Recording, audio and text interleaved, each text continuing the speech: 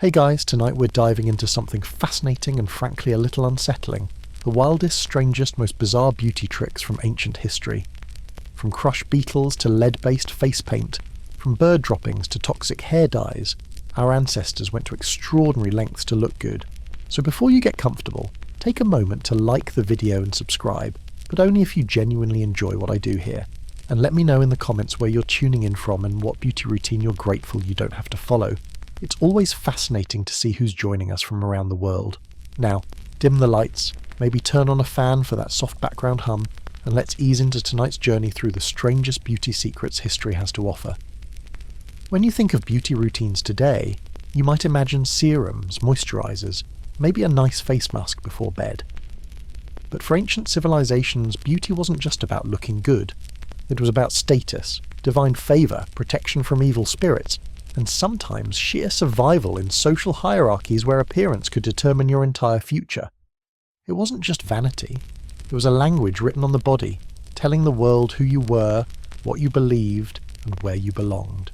Picture this, living in ancient Rome, and the morning beauty routine involved crushing up insects to make rouge for cheeks.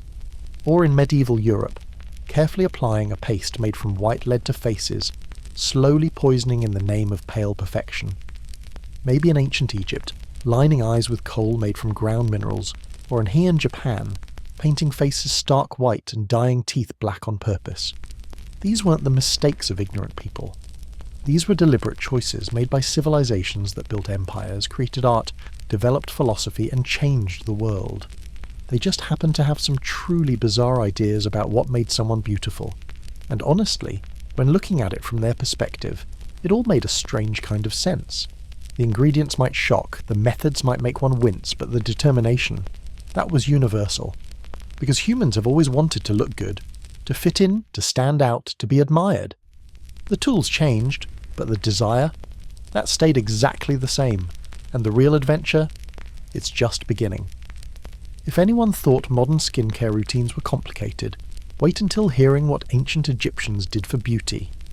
The land along the Nile wasn't just the birthplace of pyramids and pharaohs, it was ground zero for some of the most elaborate and occasionally hazardous beauty practices in human history. Ancient Egyptians, both men and women, were absolutely obsessed with appearance. This wasn't shallow vanity. In Egyptian culture, beauty was tied to cleanliness, which was tied to godliness, which was tied to basically everything that mattered in life and the afterlife. Looking good wasn't optional, it was a spiritual necessity. Let's start with something Egyptians are famous for, eye makeup. That dramatic, striking look with heavy black lines extending from the corners of the eyes wasn't just a fashion statement. It was believed to have protective powers. The kohl used, made from ground galena, a lead-based mineral, was thought to ward off the evil eye and protect against eye infections from the harsh desert sun. And surprisingly, modern science has actually backed this up a bit. The lead compounds in ancient Egyptian kohl triggered the body's immune system to produce nitric oxide, which helped fight bacterial infections. So accidentally, they stumbled onto something that actually worked. The problem: lead is toxic. Long-term exposure could cause all sorts of health issues, from neurological damage to reproductive problems. But hey, at least eyes looked fabulous and were slightly less infected. Beyond kohl, Egyptian beauty routines were incredibly complex. Women and men both used makeup extensively. Green eyeshadow made from malachite, a copper-based mineral, was popular. Red ochre was ground into powder and mixed with fat to create rouge for lips and cheeks. Henna was used to dye hair, nails, and even the palms of hands and soles of feet. The wealthy could afford elaborate cosmetic kits, complete with mixing palettes, applicators, and mirrors made of polished bronze. The palettes themselves were often works of art, carved from slate in elaborate shapes, decorated with hieroglyphs and images of gods. A cosmetic palette wasn't just functional, it was a status symbol. The more elaborate your palette, the wealthier and more important you obviously were. Grinding pigments on your palette wasn't just getting ready for the day, it was performing a ritual that connected you to the divine. Cleopatra, probably the most famous beauty icon of ancient Egypt, was said to have bathed in milk and honey to keep her skin soft. Whether this is historical fact or legend is debatable, but Egyptian elites certainly used oils, perfumes, and creams liberally. They mixed animal fats with fragrant resins, flowers and minerals to create moisturizers. Desert climates are brutal on skin, so keeping it hydrated wasn't just about vanity. It was about not turning into a leathery raisin by age 30. The hot, dry air would crack and age skin rapidly without constant attention. Moringa oil, castor oil and sesame oil were popular bases for these ancient moisturizers. Myrrh and frankincense, those famous gifts from the three wise men, were ground up and mixed into creams and perfumes. Egyptian nobles smelled like a combination of flowers, spices and sacred temple incense. It was heady, powerful and unmistakable. Hair removal was another big deal in ancient Egypt. Body hair was considered unhygienic and undesirable, so both men and women removed it religiously. Methods included plucking, shaving with bronze razors, and using a primitive form of waxing made from a mixture of beeswax and sugar. Some even used a depilatory paste made from crushed bird bones mixed with oil. Yes, bird bones, ground up and applied to skin to remove hair. Because apparently looking smooth was worth grinding up a sparrow. The process of making these depilatory pastes was complex. Bones had to be collected, cleaned, dried, then crushed into fine powder using stone mortars. The powder was mixed with oils and sometimes honey to create a paste that could be spread on skin. Left on for a while, the alkaline compounds in the bone would weaken hair follicles, making hair easier to remove. Did it work? Apparently yes, at least somewhat. Was it pleasant? Almost certainly not. But Egyptian beauty standards demanded smooth, hairless skin. So smooth, hairless skin is what people pursued. Wigs were enormously popular too. Many Egyptians shaved their heads completely to stay cool and prevent lice, then wore elaborate wigs made from human hair, sheep's wool or plant fibres. These wigs could be incredibly fancy, dyed, curled, braided, adorned with gold beads, flowers, and scented with perfumes. Wealthy Egyptians owned multiple wigs for different occasions. A casual wig for around the house, a fancy wig for parties, a solemn wig for religious ceremonies. It was ancient Egypt's version of having different shoes for different outfits. The most elaborate wigs could weigh several pounds, and required servants to help put them on and maintain them. They were hot, heavy, and uncomfortable, but they looked spectacular. Some wigs were so tall and elaborate that doorways had to be navigated carefully to avoid knocking them askew. Women would sometimes tuck fragrant cones of perfumed wax into their wigs. As the day went on and the desert heat intensified, the wax would slowly melt, releasing perfume and coating the wig and hair beneath with scented oil. It was like a slow-release fragrance delivery system, albeit a messy one. Imagine sitting at a fancy dinner party with scented wax slowly melting down your wig and onto your shoulders. That was peak luxury in ancient Egypt. Nail care was important too. Henna, made from the dried and ground leaves of the henna plant, was used to stain nails, palms and soles of feet, a reddish-orange colour. The darker and richer the colour, the higher your social status. Queens and nobles would achieve deep, almost blood-red stains, while lower classes might have lighter, more orangey tones. The colour wasn't just decorative, it was a visible marker of where you stood in society's hierarchy. Henna application was a social activity, often done in groups. Women would gather, grinding fresh henna leaves, mixing the powder with water, lemon juice, or other liquids to create a paste. The paste would be applied in intricate patterns, left to dry for hours, then carefully removed to reveal the stain beneath. The whole process could take half a day, but the results lasted weeks. It was investment in appearance that paid ongoing dividends. Perfume was perhaps the most important element of Egyptian beauty culture. The hot climate meant that body odour was a constant challenge. Egyptians combated this with an array of perfumes, incenses and scented oils that would make a modern perfume counter look simple by comparison.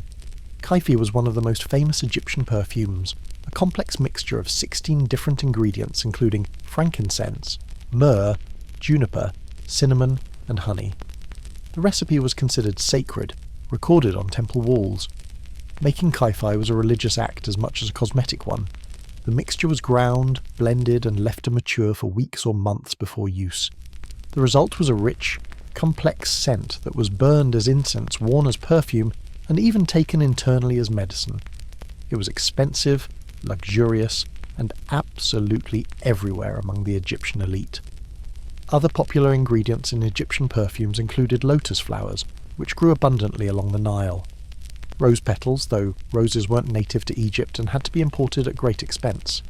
Cardamom, cinnamon, and other exotic spices from distant trade routes. The perfume industry in ancient Egypt was massive, employing thousands of workers to grow, harvest, process, and blend ingredients. Perfumers were respected craftspeople, their skills passed down through families for generations. A truly skilled perfumer could command high prices and royal patronage. The wealthy would wear multiple layers of scent, starting with scented oils rubbed into skin after bathing, then perfumed wigs, then clothing scented with incense smoke, then additional dabs of concentrated perfume on pulse points. The goal was to create a cloud of fragrance that announced your presence before you entered a room and lingered after you left. Skincare went beyond simple moisturizers. Egyptians created face masks using ingredients like honey, milk, olive oil, and ground almonds. These weren't entirely foolish choices. Honey is a natural antibacterial and humectant. Milk contains lactic acid, which gently exfoliates, olive oil moisturizes, and ground almonds provide gentle physical exfoliation. Ancient Egyptians stumbled onto some genuinely effective skincare techniques. They also used face masks made from clay, particularly the fine, mineral-rich clay from the Nile riverbanks.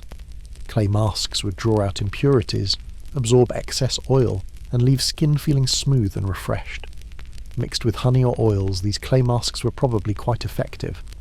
For anti-aging, Egyptians used frankincense, which modern science has shown contains compounds with potential anti-inflammatory and skin-rejuvenating properties. They also used fenugreek, thought to reduce wrinkles and improve skin elasticity. Whether it actually worked is debatable, but they were at least trying ingredients that weren't actively harmful. That said, not all Egyptian beauty treatments were so benign. In addition to the lead-based kohl, some cosmetics contained malachite, which while beautiful, is also copper-based and can be toxic with prolonged exposure. Some face-lightening preparations contained white lead, the same substance that would plague beauty routines for thousands of years, and some perfumes and incenses, when burned in enclosed spaces without proper ventilation, could cause respiratory problems. The smoke-filled palaces and temples of ancient Egypt might have looked and smelled amazing, but the air quality was probably terrible. So yes, the Egyptians pioneered some genuinely useful beauty tricks, but they also painted their faces with lead, ground up bones to remove hair, wore heavy wigs in desert heat, and created such elaborate beauty routines that getting ready for the day could take hours. Beauty, as it turns out, has always required a certain amount of questionable decision-making, and in ancient Egypt that decision-making was elevated to an art form. While Egyptians were perfecting their kohl eyeliner, ancient Greeks and Romans were developing their own beauty standards. And let me tell you, some of their methods make Egyptian bird bone hair removal paste look downright sensible. In ancient Greece and Rome, pale skin was the ultimate status symbol. Why? Because if someone was pale, it meant they didn't have to work outside in the fields like a common peasant. They could afford to stay indoors, living a life of leisure and refinement. Tanned skin meant being poor, labouring under the sun. So naturally, wealthy women went to great lengths to achieve that coveted ghostly pallor. Their solution? White lead. Specifically, a substance called cerussa, which was essentially white lead carbonate mixed into a paste. Women would apply this liberally to faces, necks and arms, creating a smooth, unnaturally pale complexion that shouted wealth and status. The problem, and this is a big one, was that white lead is incredibly toxic. It absorbed through the skin, built up in the body over time, and caused lead poisoning. Symptoms included hair loss, tooth decay, muscle weakness, abdominal pain, paralysis, insanity, and eventually death. But hey, at least looking fashionable while organs slowly shut down. The process of making cerussa was itself hazardous. Lead strips were placed in clay pots with vinegar, then buried in dung heaps. The heat from the decomposing manure would cause a chemical reaction between the lead and the acetic acid in the vinegar, creating lead carbonate. After several weeks, the pots would be unearthed, and the white crust scraped off the lead strips. This crust was ground into a fine powder, mixed with water or oil, and sold as makeup. The workers who made cerussa often suffered lead poisoning themselves, experiencing tremors, confusion, and eventual disability. But the demand was too strong and the profits too good to stop production. Women would purchase pots of cerussa from merchants and cosmetic sellers, often at considerable expense. The thicker and whiter the makeup, the more fashionable you were. Some women applied it so heavily that their faces looked like porcelain masks, smooth and white with no visible pores or imperfections. In dim candlelight, the effect must have been striking, if somewhat eerie. Even when people suspected the lead paste was harmful, many continued using it anyway. Beauty standards were so powerful that risking health seemed like an acceptable trade-off. Besides, admitting that a carefully maintained appearance was literally poisoning was embarrassing. Better to just keep applying it and hope for the best. To make matters worse, the lead paste would cause skin problems, dryness, irritation and discoloration. So women would apply even more paste to cover up the damage, creating a vicious cycle of poisoning and deterioration. Some Roman women's faces became so damaged that they reportedly had to wear their white lead makeup even at home, just to hide the destruction underneath. The skin would become grey, wrinkled and covered in sores. The only solution was more makeup, which caused more damage, which required more makeup. It was a nightmare that women trapped themselves in, one application at a time. Romans also loved a good blush. Rosy cheeks suggested youth, health and vitality. To achieve this look, they used various substances. Some were relatively harmless, like crushed mulberries or red ochre. Others were more questionable, like cinnabar, a bright red mineral pigment. The problem? Cinnabar is mercury sulfide. Yes, mercury. The same toxic heavy metal that causes neurological damage, kidney failure, and a host of other delightful health problems. But it made beautiful, vibrant red makeup, so into the cosmetics kit it went. Cinnabar had been used as a pigment for thousands of years, prized for its intense, stable colour. It didn't fade in sunlight, didn't react with other chemicals, and created a red that was unlike any organic dye. Artists used it in paintings and frescoes. Wealthy Romans used it on their faces. The fact that it contained mercury didn't stop anyone because the connection between exposure and illness wasn't immediately obvious. Mercury poisoning developed slowly, with symptoms that could be attributed to many causes. By the time someone realised the makeup was the problem, years of damage had accumulated. For lips, Roman women used a substance called fucus, made from red algae or seaweed, mixed with various dyes. Some versions of fucus contained toxic compounds that could cause swelling and irritation, but that was apparently the price of kissable lips. Wine lees, the sediment left at the bottom of wine barrels, was sometimes used as a lip and cheek stain. Crushed ants, yes. Ants were another source of red pigment. The formic acid in ants apparently created a reddish tint when properly processed. Exactly how one properly processes ants for makeup is a question better left unanswered. Eyebrow fashion in ancient Rome was particularly interesting. The unibrow was considered attractive, a sign of intelligence and beauty. Women who didn't naturally have connected eyebrows would use antimony, a toxic metalloid, to darken and extend their brows until they met in the middle. If naturally separated eyebrows existed, time to grab some toxic makeup and paint a nice connected strip of hair above the eyes. Antimony, like lead and mercury, is not something that should be applied to skin regularly. It can cause skin irritation, eye problems, and with repeated exposure, more serious health issues. But Roman beauty standards demanded the unibrow, so the unibrow is what women created, health consequences be damned. Freckles, spots, and any other skin imperfections were considered undesirable. To remove them, Romans used various preparations, including crocodile excrement mixed with donkey milk. Yes, crocodile droppings, mixed with milk, applied to the face to remove freckles. Did it work? Almost certainly not. Did it smell terrible? Absolutely. But someone, somewhere convinced wealthy Roman women that this was a reasonable thing to do. The logic was probably something like crocodiles have smooth, unblemished skin, therefore their droppings must contain some essence that creates smooth skin. This is not how biology works, but try explaining that to someone living 2,000 years before germ theory. Hair care in Greece and Rome was equally elaborate. Blonde hair was highly prized, probably because it was relatively rare in Mediterranean populations. Women would go to extreme lengths to lighten their hair, including using a mixture made from goat fat and beechwood ashes. The alkaline ashes would strip colour from the hair, but they also stripped moisture, strength, and basically everything else that made hair healthy. The result? Lighter hair that was dry, brittle, and prone to breaking off. Some women's hair would become so damaged it would snap off at the roots, leaving them effectively bald. The solution? Buy a wig made from the blonde hair of captives from Germanic tribes. So not only were they damaging their own hair trying to make it blonde, they were then wearing the hair of enslaved women to achieve the look they wanted. Beauty economics in ancient Rome were complicated and often quite grim. Another popular hair lightening method involved sitting in the sun for hours, with hair coated in a mixture of saffron and other plant extracts. This was slightly less damaging than the ash treatment, but sitting in the Mediterranean sun for extended periods brought its own risks: heat stroke, sun damage, premature aging. But blonde hair was worth it, apparently. The fashion extended to men as well, though to a lesser degree. Some Roman men would lighten their hair, though it was considered somewhat effeminate to care too much about appearance. The ideal Roman man was supposed to project strength and dignity, not spend hours in beauty treatments. That said, plenty of Roman men were just as vain as women. They just had to be more subtle about it. Roman men also had their beauty routines. Excessive body hair was considered uncivilized, so men would pluck, shave, or use depilatory creams. These creams were made from quicklime and arsenic. Yes, arsenic, the poison. They'd smear poison on their bodies to remove hair because being fuzzy was apparently worse than chemical burns.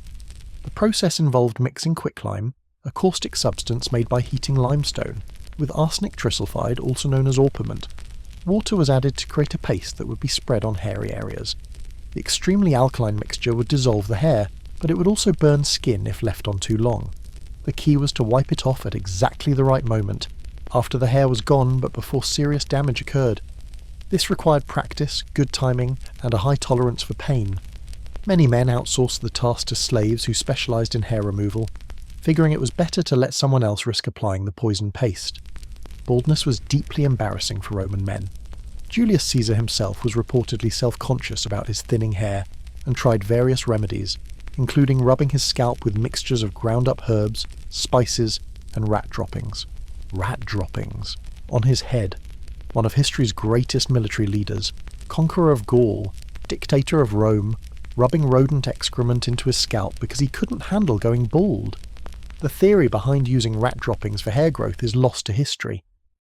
Perhaps someone noticed that rats had thick fur and made an illogical leap. Perhaps it was a prank that got out of hand and Caesar, desperate to keep his hair, fell for it. Or perhaps rat droppings contained some compound that someone somewhere thought might stimulate hair growth. Whatever the reason, it definitely didn't work. Caesar eventually gave up and just wore a laurel wreath constantly, both as a symbol of his victories and as a convenient way to hide his bald spot. Spoiler, everyone knew he was bald under there, but the wreath let him pretend they didn't. Other hair loss remedies in the ancient world included bear grease, which was expensive and probably did nothing except make the scalp smell like wet bear. Crushed beetles, because why not crush more insects and see if they help? And various herbal concoctions that range from harmless but useless to actively harmful. The ancient Greeks and Romans created beauty standards that would echo through Western civilization for centuries. Pale skin, rosy cheeks, perfect features, these ideals persisted long after the Roman Empire fell. But their methods? Toxic, painful, and occasionally involving animal waste. Beauty really was suffering, and they took that concept very, very seriously. The pursuit of beauty in the classical world was a daily assault on health and well-being. And yet people kept doing it, generation after generation, because the social pressure to conform was overwhelming. While the Mediterranean world was busy poisoning itself with lead and mercury, ancient China was developing its own elaborate and sometimes hazardous beauty traditions. Chinese beauty standards emphasized pale skin, delicate features, and above all, tiny feet. That last one deserves its own section, because foot binding was one of the most extreme and painful beauty practices in human history. But before getting to feet, let's talk about faces. Like their Roman counterparts, wealthy Chinese women prized pale, luminous skin. Unlike Romans, who used lead, Chinese women had their own arsenal of whitening ingredients. One popular substance was a powder made from ground pearls mixed with herbs and other ingredients. This was relatively safe and actually had some beneficial properties. The calcium carbonate in pearls could act as a mild exfoliant, and some of the herbs used had anti-inflammatory effects. So far, so good. Pearl powder was expensive, requiring hundreds of pearls to create even a small amount. Pearls would be cleaned, dried, and ground into the finest possible powder using stone mortars. The grinding process could take hours or days depending on how fine a powder was desired. The resulting powder would be mixed with water, honey, or other liquids to create a paste that could be applied to skin. It gave skin a subtle, luminous quality, almost a gentle glow rather than stark white. Wealthy women would have servants whose entire job was grinding pearls into powder. It was tedious, time-consuming work, but the results were considered worth the effort. The finest pearl powder came from freshwater pearls of specific sizes and qualities. There was an entire economy around sourcing, grading, and processing pearls specifically for cosmetic use. But not all Chinese whitening methods were so benign. Some formulations included lead, mercury, and arsenic. Different poison, same terrible idea. Women would apply these paste-like concoctions to faces, necks, and hands, building up layers to achieve a porcelain doll appearance. The whiter, the better. If someone looked vaguely transparent, like a ghost who'd seen better days, congratulations. Peak fashion. The process of achieving perfect pale skin was elaborate. First, the face would be washed with water infused with various herbs thought to cleanse and purify. Then a layer of oil or cream would be applied to create a base. Then the whitening powder or paste would be carefully applied, starting at the centre of the face and working outward. Multiple thin layers were better than one thick layer, giving a more natural, if still quite white appearance. Finally, coloured pigments would be added for lips, cheeks, and sometimes eyebrows. The entire process could take an hour or more, and had to be repeated daily because the makeup would come off during sleep. Rice powder was another popular face whitener, and this one was actually fairly safe. Women would grind rice into a fine powder and apply it to faces. It absorbed oil, provided light coverage, and didn't poison anyone. Sometimes ancient beauty tricks were actually reasonable. Who knew? Rice powder could be mixed with other ingredients to create different effects. Mixed with water, it created a light, natural-looking coverage. Mixed with oil or fat, it created a heavier, more long-lasting application. Ground even finer, and mixed with pearl powder, it created a luminous, special occasion makeup perfect for festivals and celebrations. Different rice varieties produced slightly different colours and textures in the powder. Long-grain rice produced a finer, whiter powder. Short-grain rice produced a slightly creamier texture. Master cosmetic makers knew which rice to use for which effects, and clients would request specific types based on their preferences and skin types. Lip and cheek colour in ancient China came from various sources. Safflower petals were crushed and mixed with oils to create a red stain. The petals would be dried, then ground into powder. Mixed with a small amount of water or oil, the powder would release its pigments, creating a bright red paste. The intensity of the colour depended on how much water was added. More water meant lighter, more transparent colour. Less water meant deep, rich pigment. Carmine, made from crushed cochineal insects, produced a vibrant red dye. Yes, insects. This particular beauty trick, crushing bugs to make makeup, was actually common across many cultures. The cochineal insect produces carminic acid, a bright red compound that's still used in some cosmetics and food products today.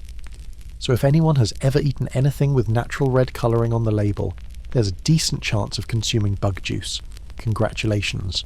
Following in the footsteps of ancient Chinese beauties, other sources of red pigment included cinnabar, which we've already discussed as toxic mercury sulfide, and red ochre, which was safer but produced a more earthy, less vibrant red. Rosewood was ground and processed to extract red dyes. Various berries and flower petals contributed their pigments to the Chinese cosmetic palette. Eyebrows in Chinese culture were supposed to be delicate, curved, and precisely shaped. Women would pluck their natural brows and then redraw them with charcoal or special brushes dipped in black pigment. Different dynasties had different eyebrow trends, sometimes thin and arched, sometimes straight, sometimes like willow leaves, sometimes like moth antennae. Fashion changed, but the basic principle remained. Natural eyebrows were inadequate and needed to be removed and replaced with drawn-on versions. The process of shaping eyebrows was meticulous. Fine tweezers made from metal or sharpened bamboo would be used to pluck every hair in the eyebrow region. This was painful and time-consuming, but necessary to create a blank canvas. Then, using a fine brush made from animal hair, new eyebrows would be carefully drawn on. The shape, thickness and curve of the drawn eyebrows followed specific aesthetic principles that varied by dynasty and region. During some periods, eyebrows were drawn far apart, making the face appear more open. During others, they were drawn closer together, creating a more intense look. There were even eyebrow fashion guides, manuals that illustrated the proper shapes for different face shapes, ages, and social positions. Young women might wear delicate, thin eyebrows. Married women might wear slightly thicker, more mature brows. Older women might wear brows positioned differently to create an impression of wisdom. It was eyebrow semiotics, where the shape above the eyes communicated information about identity and status. Hair care was incredibly important in Chinese culture. Long, thick, lustrous hair was a sign of health, beauty, and virtue. Women would grow their hair extremely long, sometimes to their knees or beyond, and care for it meticulously. They washed it with water infused with various herbs, conditioned it with oils and plant extracts, and styled it into elaborate arrangements held in place with pins, combs, and decorative ornaments. Some of these hairstyles were architectural marvels taking hours to create. The hair would be sectioned, braided, coiled, and pinned into complex three-dimensional structures. Ornaments made from jade, gold, silver, or kingfisher feathers would be added as decoration. The most elaborate hairstyles could include dozens of decorative pieces, each carefully positioned. Falling asleep was a challenge because the hairdo couldn't be disturbed. Special pillow blocks were used, hard wooden or ceramic rests that supported the neck while leaving the hair untouched. Comfortable? Absolutely not. But hair looked perfect in the morning, and that's what mattered. Women would sleep on their sides or backs, neck supported by the wooden block, hair spread out carefully to avoid tangles. It must have been extraordinarily uncomfortable, leading to neck pain and poor sleep quality. But waking up with a perfect hairstyle was apparently worth a night of discomfort. The hair care products used in ancient China were quite sophisticated. Camellia oil, extracted from the seeds of the camellia plant, was a popular conditioning treatment. It would be warmed slightly and massaged into the scalp and through the length of the hair, providing moisture and shine. Polygonum multiflorum, an herb believed to promote hair growth and prevent greying, was infused into water for washing hair. Whether it actually worked is debatable, but it was widely used and trusted.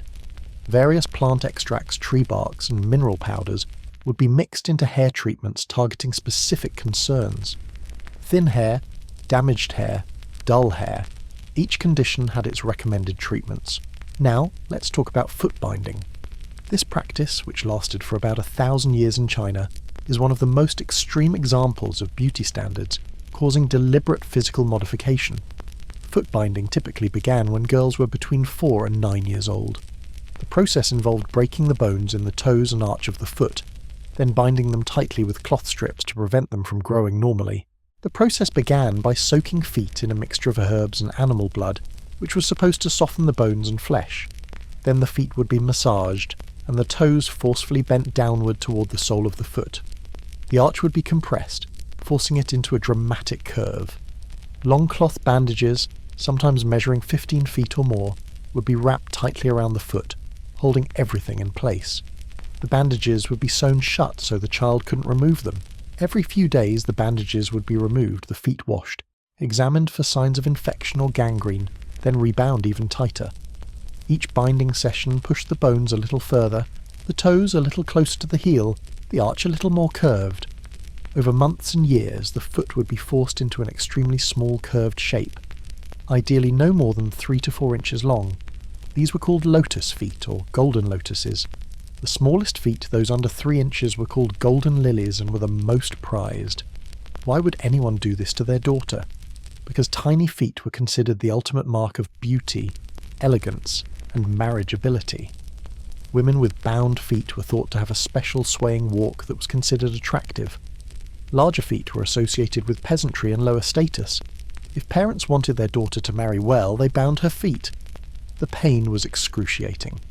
Breaking bones is agonizing. Children would cry for days, unable to sleep or eat.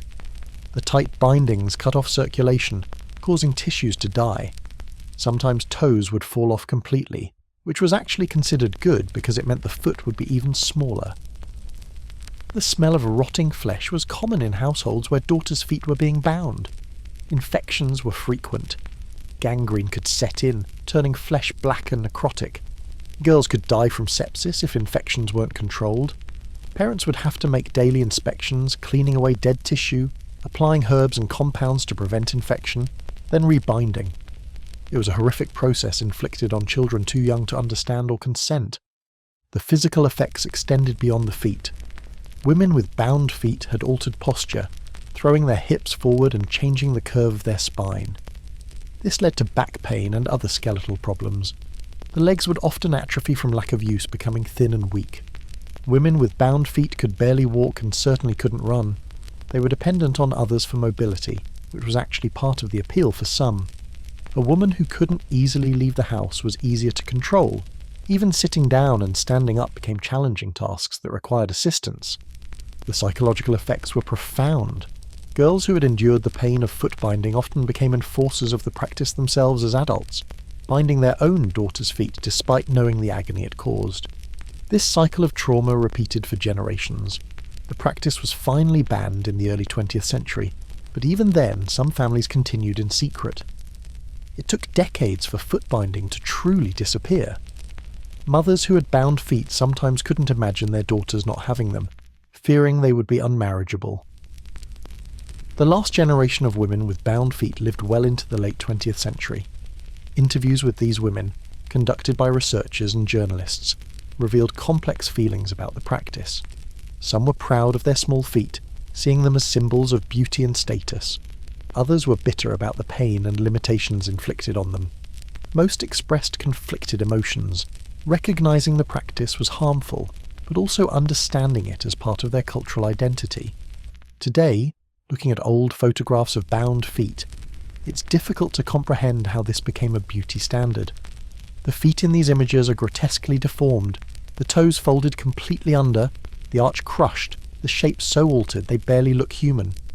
But in its time and culture, it was as normal as wearing high heels is today, just significantly more permanent and exponentially more painful. Ancient China gifted the world with silk, gunpowder, paper, and some genuinely lovely beauty innovations like pearl powder and camellia oil. But it also demonstrated how far humans will go to meet cultural beauty standards, even when those standards require breaking children's bones. The pursuit of tiny feet stands as one of the most extreme examples of beauty culture causing lasting physical harm, a reminder that aesthetic ideals can become cruel when taken to their logical extremes. While Chinese women were binding their feet into tiny lotus shapes, medieval Europe was developing its own peculiar beauty traditions. And if anyone thought lead face paint and crushed beetles were weird, European medieval beauty routines took things to a whole new level of bizarre.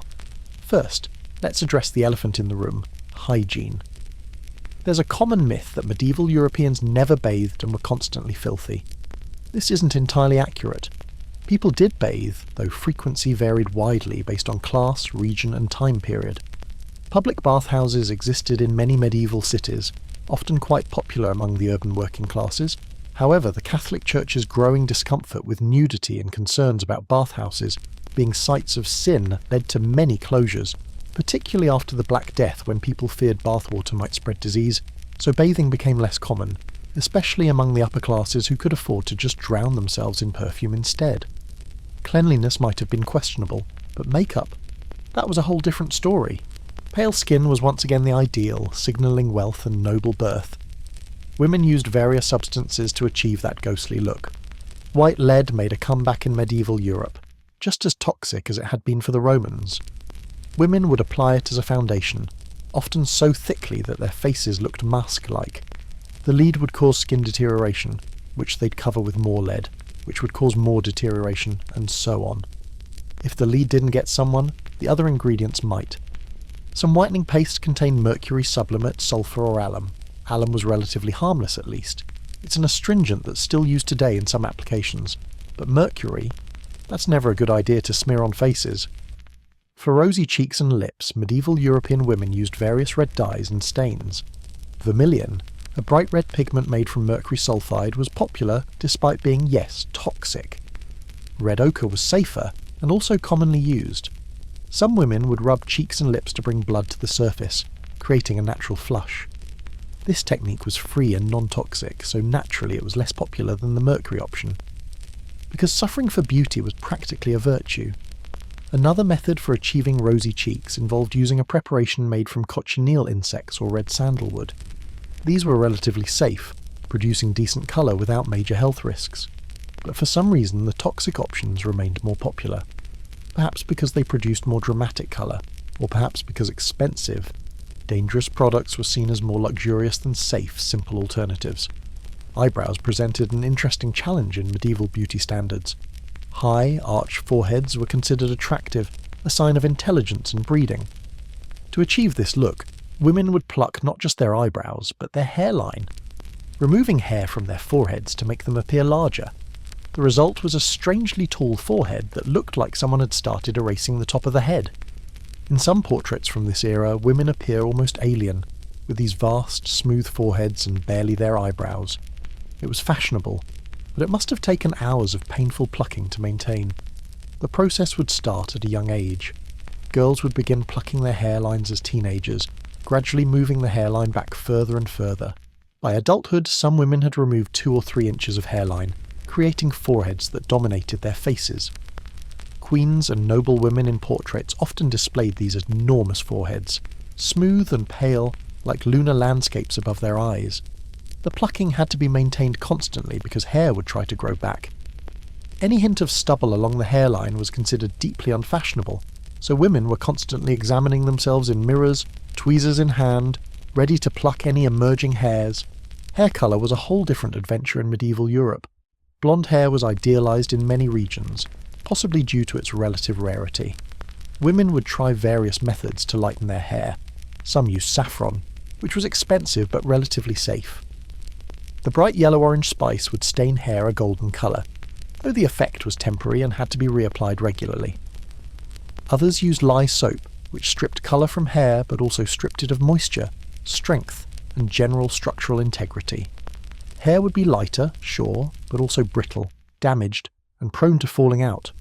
The process involved applying lye, made from wood ashes mixed with water, directly to the hair. The extremely alkaline solution would break down the hair's structure, lightening its colour but causing significant damage. Women would then sit in the sun, sometimes for hours, letting the sun further bleach their hair. The combination of chemical damage and sun exposure could be devastating to hair health. Some women's hair would become so damaged it would break off completely, leaving them with short, frazzled hair or, in severe cases, bald patches.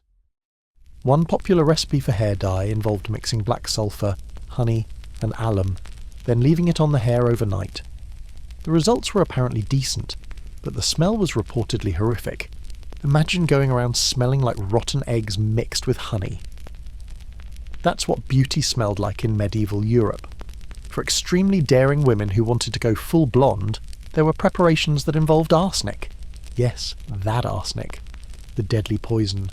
They'd apply it to their hair, and while it did lighten the colour, it also risked poisoning, hair loss, and scalp damage. Some things never change. People have always been willing to risk their health for beauty.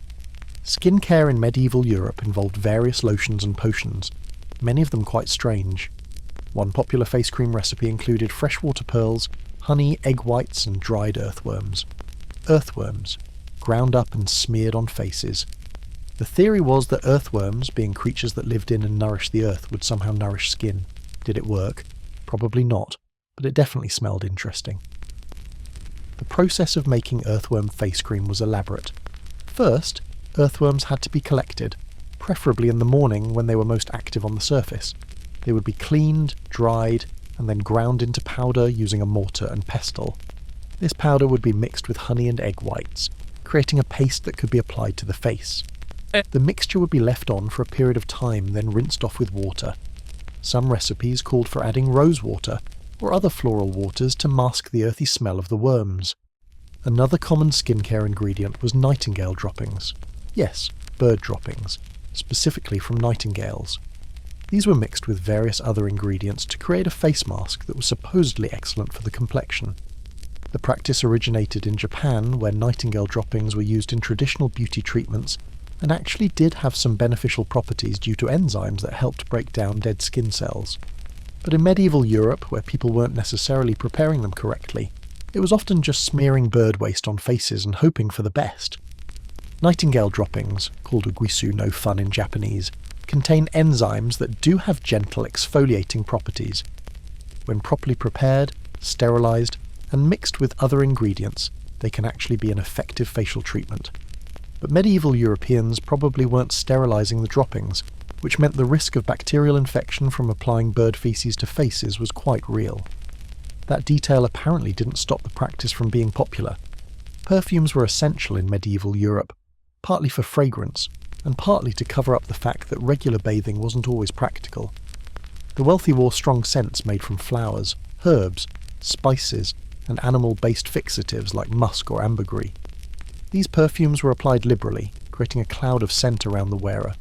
Some historians suggest that medieval nobles smelled like a collision between a flower garden and a barn. Attractive? Debatable? Memorable? Absolutely. Ambergris, one of the most prized perfume ingredients, was actually a substance produced in the digestive system of sperm whales and occasionally found floating in the ocean or washed up on beaches. It had a complex, musky scent that helped other perfume notes last longer.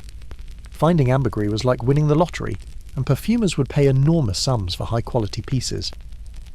Musk, another popular fixative, came from the scent glands of various animals, particularly the musk deer.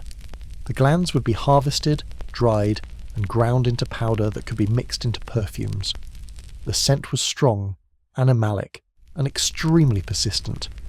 A little musk went a very long way. Civet, from the anal glands of civet cats, was another animal-derived perfume ingredient. The fact that medieval Europeans were essentially wearing animal butt secretions mixed with flowers probably didn't occur to them, or if it did, they didn't care because it smelled expensive. Teeth were another challenge in medieval times. Sugar wasn't widely available yet, so tooth decay wasn't as rampant as it would become in later centuries. But dental hygiene was still important. People cleaned their teeth by rubbing them with cloth, using twigs as makeshift toothbrushes, or rinsing with various concoctions. Some of these mouth rinses contained wine, vinegar or mint, which were actually fairly effective. Others contained more questionable ingredients like urine. Yes, urine. The ammonia in urine was believed to whiten teeth. Did it work? Maybe marginally. Was it disgusting? Absolutely. Were there better options? Also, yes, but apparently not everyone got that memo. The practice of using urine as a cleaning agent wasn't unique to teeth. Urine was used in various cleaning and dyeing processes throughout medieval Europe, because the ammonia it contains does have cleaning and bleaching properties. Applying that logic to teeth meant that people would collect urine, sometimes from chamber pots, and use it as a mouth rinse. This was generally considered a lower-class practice, as wealthier people had access to better options like imported spices and herbs for dental care. But the fact that it happened at all says a lot about medieval attitudes toward hygiene and the lengths people would go to for white teeth. Medieval Europe was a time of contradiction. Magnificent cathedrals and beautiful art coexisted with some truly baffling beauty practices. People created stunning illuminated manuscripts while simultaneously rubbing worm paste on their faces. It was a strange time to be alive, and an even stranger time to be trying to look good.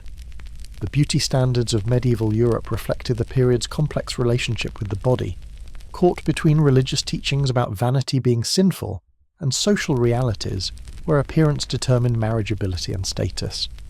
Women navigated this contradiction by pursuing beauty while pretending they weren't, or by framing their beauty routines as necessary maintenance rather than vanity. The church frowned on excessive adornment, but that didn't stop people from using elaborate cosmetics and beauty treatments. They just did so discreetly, or justified it as proper presentation rather than pride. While Europe was plucking hairlines and applying earthworm cream, Japan was developing beauty standards that were, in their own way, just as extreme. Heian period Japan, roughly 794 to 1185 CE, established aesthetic ideals that would influence Japanese culture for centuries, and some of these ideals were absolutely wild. Let's start with the face. Heian-era beauty required a completely white face, not just pale, but white, porcelain, ghost, living statue white. To achieve this, aristocratic women applied a thick paste called oshiroi, made from rice powder mixed with water. This was relatively benign compared to European lead-based makeup. though some versions of oshiroi did contain white lead, proving once again that humans everywhere had the same terrible idea about beauty and poison.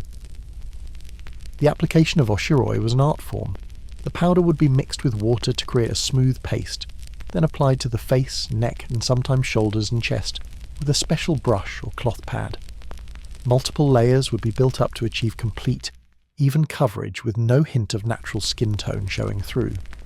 The result was a mask-like appearance, transforming the face into a smooth white canvas upon which other features could be painted.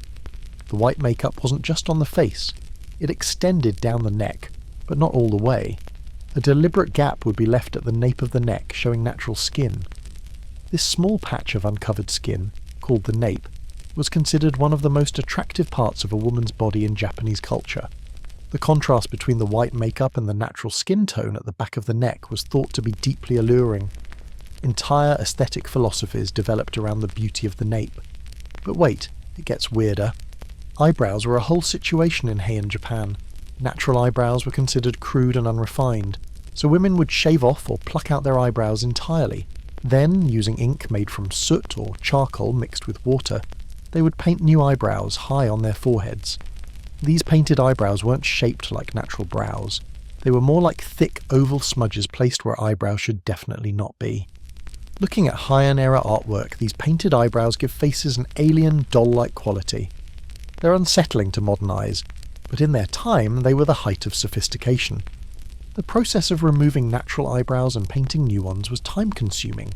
First, the natural brows had to be completely removed, either by shaving with sharp blades or through tedious plucking. Then the skin where eyebrows had been would be powdered white like the rest of the face, erasing any trace of where eyebrows had existed. Finally, high on the forehead, sometimes 2 inches or more above where natural eyebrows would be, new eyebrows would be carefully painted using a fine brush. The shape varied slightly by personal preference and fashion, but they were generally thick, rounded, and quite obviously artificial. Now let's talk about teeth. In Heian Japan, among married women and some aristocrats, blackened teeth were fashionable. Yes, blackened, on purpose. This practice was called ohaguro. To achieve black teeth, women would apply a solution made from iron filings soaked in vinegar or tea, mixed with tannins from plants like gallnuts. The acidic solution would react with the iron, creating a black coating on the teeth. Why would anyone do this? Several reasons. First, it was a status symbol. The ingredients and time required to maintain blackened teeth meant being wealthy enough not to worry about practical concerns. The solution had to be prepared carefully, applied regularly, and maintained constantly. It was a visible sign that someone had leisure time and resources. Second, it was believed to protect teeth from decay. Surprisingly, this one wasn't entirely wrong. The tannins did have some antibacterial properties, and the coating could protect enamel. Third, it distinguished married women from unmarried ones. Once a woman married, she would begin blackening her teeth as a sign of her status. The process had to be repeated regularly because the coating would wear off. The ohaguro solution had an intensely unpleasant taste, described as metallic, bitter, and astringent. Applying it meant coating the teeth with this foul-tasting liquid, then waiting for it to dry and bond with the enamel. The solution would stain not just teeth, but also lips, gums, and tongue, requiring careful application. Some women became skilled at applying ohaguro with minimal mess. Others ended up with black stains around their mouths, requiring careful cleaning. The smell of ohaguro was also quite strong, an acrid metallic scent that lingered in the breath. Women who practiced ohaguro often carried scented items or chewed fragrant herbs to mask the odour. Despite these challenges, the practice persisted for centuries because the social significance outweighed the practical inconveniences. Hair in Heian Japan was incredibly important. For aristocratic women, long, straight, shining black hair was the ultimate beauty ideal. And when we say long, we mean long. Women would grow their hair to incredible lengths, sometimes reaching the floor or even trailing behind them as they walked. The longest recorded hair was said to be longer than the woman was tall. Hair care was a daily ritual involving washing, combing, and drying. Women would burn incense near their hair to perfume it, and use various oils to keep it shiny. The sheer length meant drying could take hours. Women would sit with their hair spread out around them, sometimes using folding screens to direct heat and air. It was a full-day affair. The process of washing hair was elaborate. Special soaps made from plant ashes would be used, creating a mildly alkaline solution that cleaned the hair. Rice water, the milky liquid left after washing rice, was sometimes used as a conditioning rinse. It left hair soft and slightly fragrant. After washing, the hair would be carefully spread out to dry, sometimes taking 6 or 8 hours in humid weather. During this time, women would sit relatively still, perhaps reading, composing poetry, or receiving visitors, all while their hair slowly dried around them. Having extremely long hair was impractical for everyday life, which was kind of the point. If someone could afford to spend half the day on hair care, they were clearly wealthy enough not to work. Hair became a walking, or rather trailing advertisement of privileged status. Fashion in Heian, Japan involved multiple layers of robes, sometimes a dozen or more, each in carefully coordinated colours. Women would sit in these elaborate costumes, barely able to move, their long hair pooled around them, faces painted white with relocated eyebrows, teeth blackened, looking like beautiful exotic dolls. Mobility was not the goal. The goal was aesthetic perfection, and that meant being essentially decorative.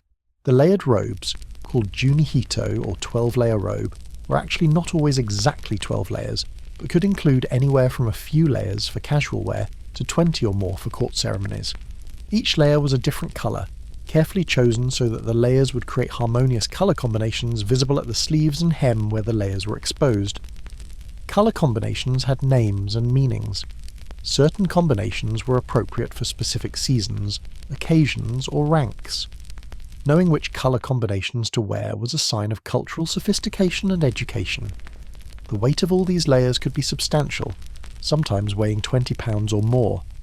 Moving in such clothing required slow, measured steps. Running was impossible. Even walking at a normal pace was challenging. Women in full court dress would glide rather than walk, their movements restricted by the weight and volume of fabric surrounding them. This restriction was seen as elegant, refined, proof that one didn't need to move quickly because one had servants to fetch anything required. The Heian period produced some of Japan's greatest literature, including The Tale of Genji, often considered the world's first novel, written by a court lady named Murasaki Shikibu. It was a time of incredible cultural refinement, where aesthetic sensitivity was valued above almost everything else. But that refinement came with beauty standards that required women to paint themselves white, relocate their eyebrows, blacken their teeth, and grow hair so long it became a physical burden. Beauty is always in the eye of the beholder, but in Heian Japan the beholder had very specific, very strange preferences. While Japanese aristocrats were perfecting their otherworldly aesthetic, civilizations in the Americas were developing their own beauty practices, and some of these, particularly among the Maya and Aztec cultures, were just as extreme as anything happening in Europe or Asia. Let's start with the Maya. Beauty in Mayan culture was closely tied to spiritual beliefs and social status. The ideal Mayan appearance might look quite unusual to modern eyes. For one thing, the Maya practiced intentional head shaping in infancy. Babies' skulls, still soft and malleable, would be bound between boards, gradually moulding the head into an elongated shape. This wasn't subtle. Mayan skulls, when archaeologists first discovered them, were dramatically elongated with high, sloping foreheads. Why would anyone do this to their child? In Mayan culture, elongated heads were considered beautiful and noble-looking. The shape was associated with corn, which was sacred in Mayan religion. According to their creation myths, humans were made from corn dough, so having a head shaped like a corn cob was actually a compliment. The process wasn't particularly dangerous if done correctly, as the skull would reshape without damaging the brain. But it was permanent, stuck with a corn head for life. The technique involved placing flat boards on the front and back of an infant's head, then binding them tightly with cloth. As the baby grew, the soft skull bones would gradually conform to the pressure, elongating upward and backward. The process would continue for months or even years until the desired shape was achieved, and the skull hardened into its new form.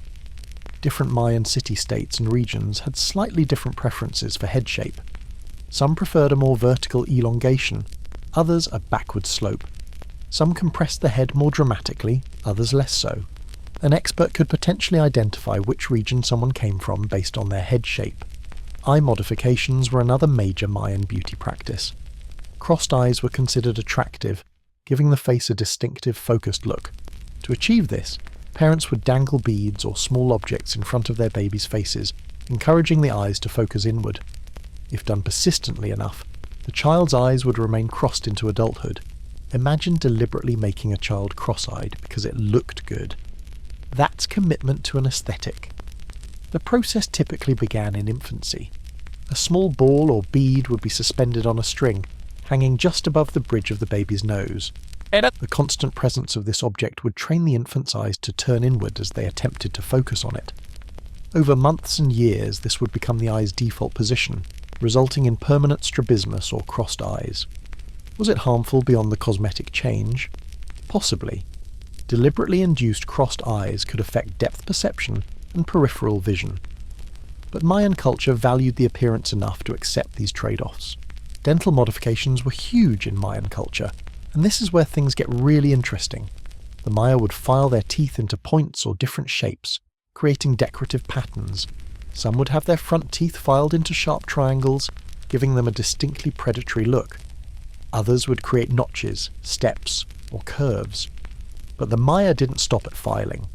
They also practiced dental inlays, embedding precious stones like jade, turquoise, or obsidian directly into their teeth. This required drilling holes into the tooth enamel, a process done using stone drills and probably a lot of pain, then setting the stone in place with adhesive made from plant resins. The drilling technology was remarkably advanced. Mayan dental workers used hollow reed drills with abrasive powder, likely crushed quartz or jade dust mixed with water. The drill would be spun rapidly between the hands or with a bow drill mechanism, gradually grinding through the tooth enamel. This process could take hours for a single tooth, and must have been agonizing without any anesthesia. Once the hole was drilled to the correct depth, a precious stone would be selected, shaped to fit the cavity, and cemented in place with a natural adhesive. Analysis of surviving examples shows that the Maya achieved remarkably precise fits, with stones set flush with the tooth surface. Archaeologists have found Mayan skulls with elaborately decorated teeth, the jade still gleaming after centuries. It was sophisticated dentistry, painful dentistry, but sophisticated nonetheless. The patterns and materials used in dental modification likely indicated status, achievements, or group affiliation. Someone with multiple jade inlays was clearly wealthy and important. Someone with particular filing patterns might be identifying themselves as part of a specific profession, lineage, or city-state. Scarification and tattoos were common among the Maya. Both men and women would undergo these procedures, marking their bodies with designs that indicated status, achievements, or religious devotion. The process involved cutting or puncturing the skin, then rubbing in dyes or pigments. Infections were common, and the pain was significant, but the results were permanent body art that served as a living record of identity. Mayan tattoos were created using sharp obsidian blades or thorns to puncture the skin, then rubbing in pigments made from carbon black, cinnabar, or plant-based dyes. The designs could be incredibly intricate, covering large portions of the body. Warriors would tattoo their accomplishments, priests their religious affiliations, nobles their lineages. Scarification involved making deliberate cuts in the skin, allowing them to heal into raised scars that created patterns and designs. The cuts would sometimes have ash or other materials rubbed into them to ensure prominent scarring. The resulting patterns were permanent, visible markers of identity that couldn't be removed or disguised. Jade was especially important in Mayan culture, more valuable than gold. Wealthy Maya would wear jade jewellery, jade earplugs that stretched their earlobes, jade lip plugs, jade everywhere. The green colour was associated with corn, water, and life itself. If someone could afford to cover themselves in jade, they were essentially walking around broadcasting wealth and status.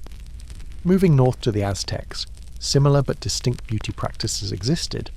The Aztecs also valued body modification, though specific preferences differed slightly from the Maya.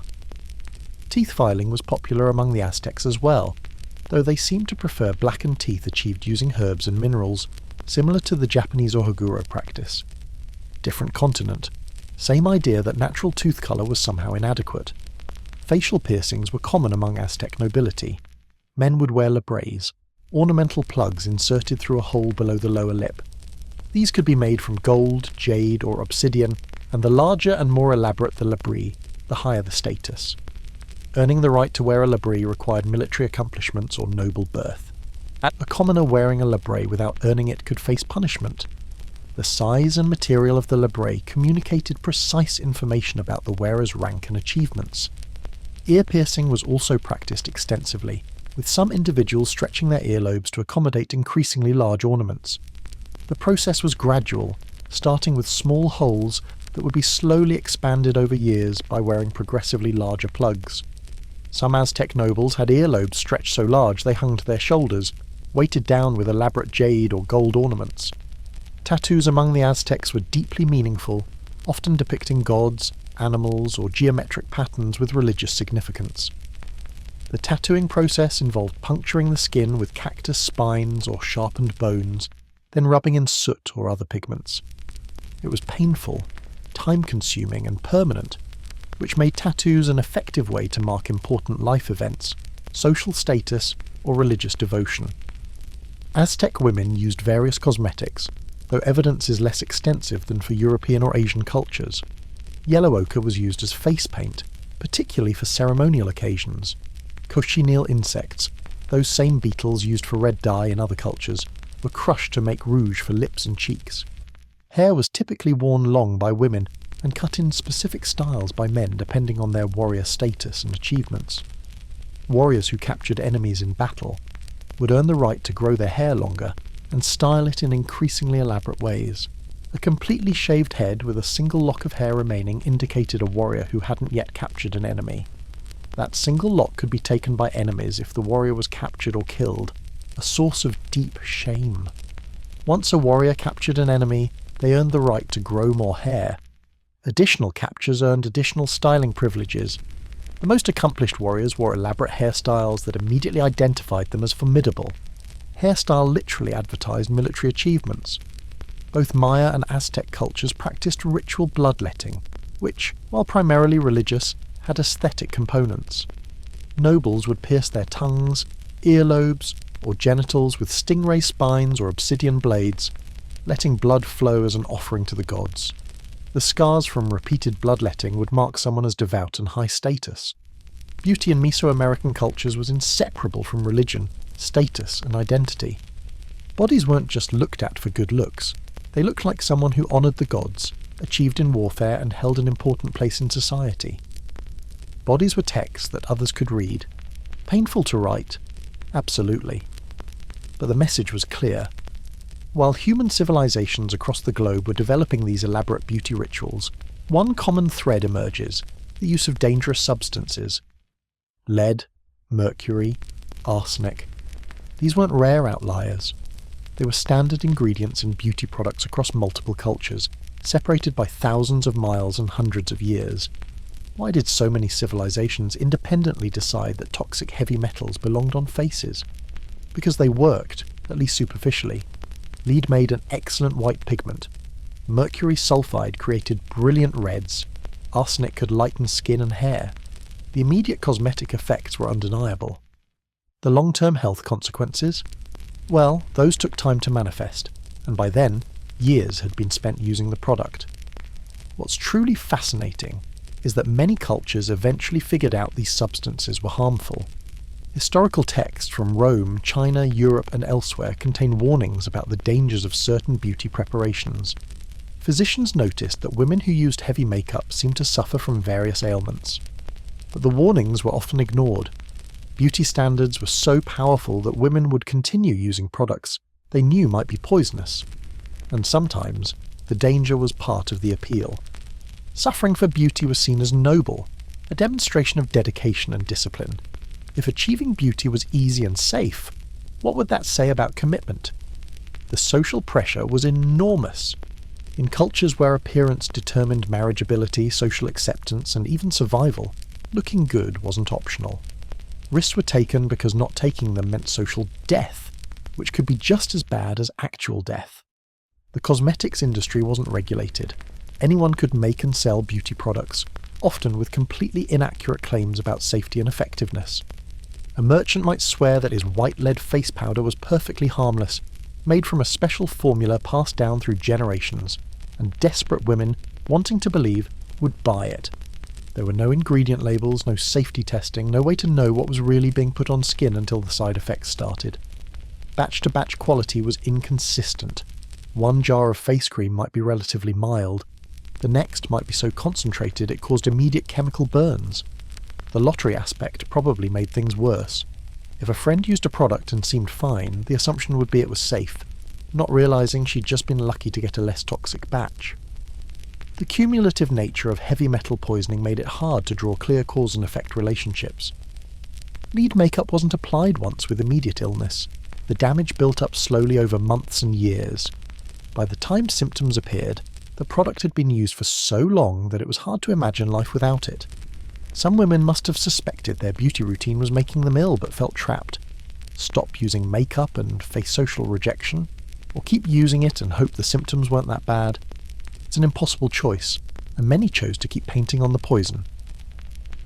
The fact that these practices persisted for centuries across multiple cultures shows just how powerful beauty standards can be.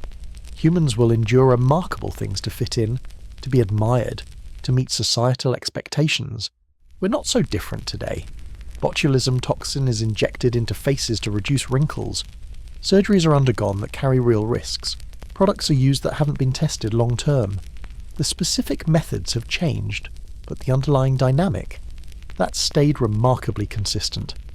Beauty has always required sacrifice. For thousands of years, humanity put extraordinary effort into looking good, using whatever methods were available, no matter how bizarre or dangerous. But eventually things had to change. The combination of scientific advancement, medical knowledge, and social reform finally started to push back against the most harmful beauty practices. It didn't happen overnight. It took centuries. But slowly, painfully, beauty standards began to shift toward practices that didn't require self-poisoning. The turning point came in the 18th and 19th centuries, as chemistry and medicine advanced. Scientists could finally analyse beauty products and definitively prove what many had long suspected: they were full of toxic substances that caused serious harm. Studies linked lead-based cosmetics to health problems. Doctors documented cases of mercury poisoning from beauty treatments. The evidence became impossible to ignore. But even with proof, change came slowly. Cultural inertia is powerful. Women who had used certain products their entire lives weren't eager to abandon them, based on some newfangled scientific study.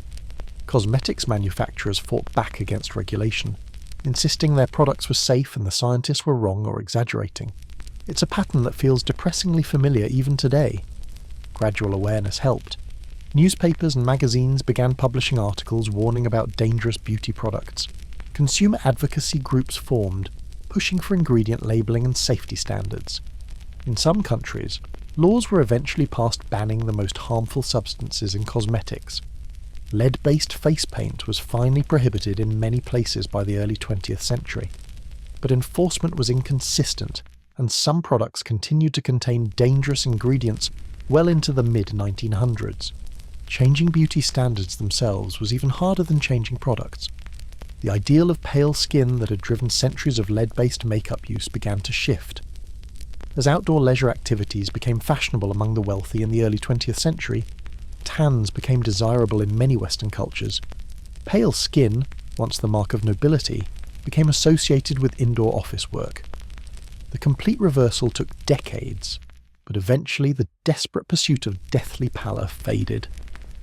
Foot binding in China finally ended, not because of health concerns, but because of social reform movements and government intervention. In the early 20th century, reformers argued that foot binding weakened women, and by extension weakened China. The practice was officially banned, though it took years for the ban to be fully enforced. The last generation of women with bound feet lived well into the late 20th century. Dental modifications in Mesoamerican cultures disappeared after European colonization, replaced by new beauty standards imported from across the Atlantic. The elaborate teeth filing and jade inlays became a thing of the past, lost as cultures were destroyed or transformed. Ohaguro, the practice of tooth blackening in Japan, persisted longer than many other extreme beauty customs. It wasn't until the Meiji Restoration in the late 19th century, when Japan rapidly modernized and adopted Western cultural practices, that ohaguro fell out of fashion. The The government actively discouraged it as part of modernisation efforts. By the early 20th century, it had largely disappeared, surviving only in a few traditional contexts like weddings or theatre. White lead makeup lingered stubbornly in Europe and America. Even as alternatives became available, some women preferred the finish and coverage that lead-based products provided. It took strong government intervention, public health campaigns, and the development of safer alternatives to finally phase it out. The cosmetics industry itself eventually became part of the solution. Companies realised they could market safety and purity as selling points. Brands emerged advertising their products as lead-free, mercury-free, arsenic-free. Safety became fashionable, which helped accelerate the shift away from dangerous ingredients. World Wars I and II brought their own changes. With so many women entering the workforce, practical beauty routines became necessary. Elaborate multi-hour makeup applications weren't compatible with factory shifts. Simpler, faster, safer methods emerged by necessity. The development of synthetic chemicals in the 20th century created new options. For better or worse, chemists could now create cosmetics that achieved the desired effects without heavy metals.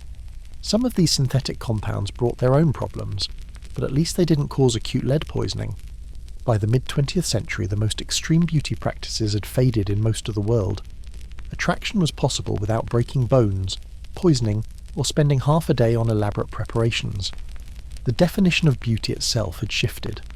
Natural looks became more acceptable in many contexts. The idea that fundamental transformation of appearance was necessary to be beautiful lost some of its grip. Not all of it, not everywhere, but enough that women had more choices. Regulation finally caught up. By the late 20th century, most developed countries had strict laws governing cosmetic safety. Ingredients had to be tested, products had to be labelled, companies could be held liable if their cosmetics caused harm.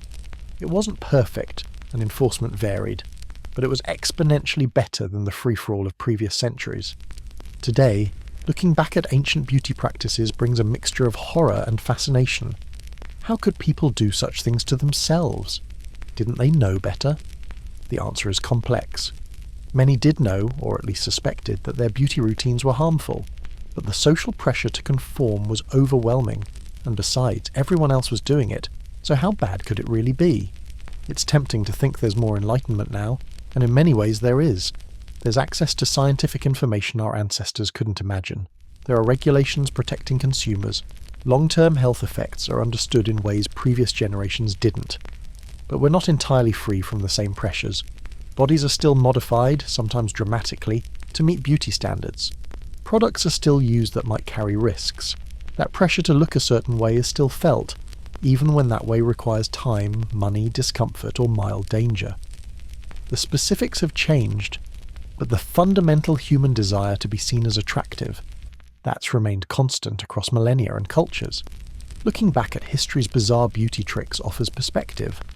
Those ancient practices seem outlandish now, but they made sense to the people using them. They were doing their best with the knowledge and technology available, trying to meet the beauty standards of their cultures, trying to fit in and be admired, just like we are. So what can be learned from this strange, painful, fascinating history? Perhaps it's that beauty standards are arbitrary, cultural constructs that change over time. What one era considers beautiful, another might find bizarre or ugly. Context matters. Maybe it's that suffering for beauty is a choice, and not one that has to be made. The most extreme beauty practices have faded because people eventually decided the cost wasn't worth it. Similar choices can be made today. Or maybe it's simply that humans are resilient, creative, and sometimes deeply weird. Faces have been painted with lead, feet bound, teeth filed, hairlines plucked, teeth blackened, and beetles crushed on faces. And somehow, through all of it, survival happened, thriving happened, civilizations were built, art, literature, and philosophy were created. All of this was done while looking absolutely ridiculous by future standards. And that's kind of beautiful in itself, the sheer determination of humans to pursue what they find attractive, no matter how impractical, painful, or bizarre. As anyone lies there tonight, perhaps thinking about their own beauty routine, their own relationship with appearance and social expectations, remember this: every single culture in history has had strange ideas about beauty. Ours is no exception.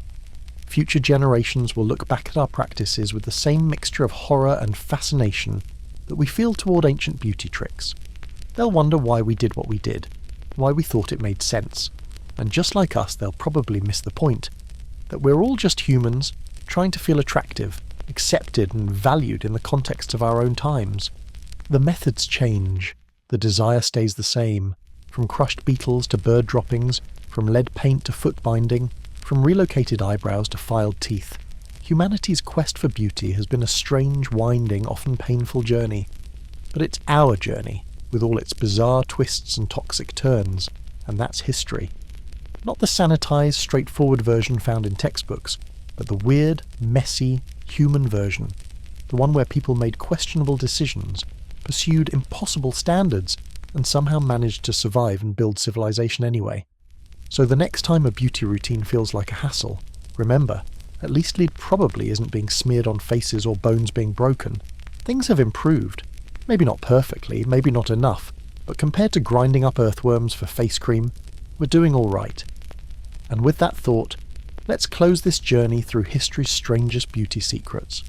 Sleep well, knowing that whatever beauty standards are being dealt with today, they're unlikely to require bird droppings, crushed insects, or deliberate poisoning. That's progress, one small, strange step at a time.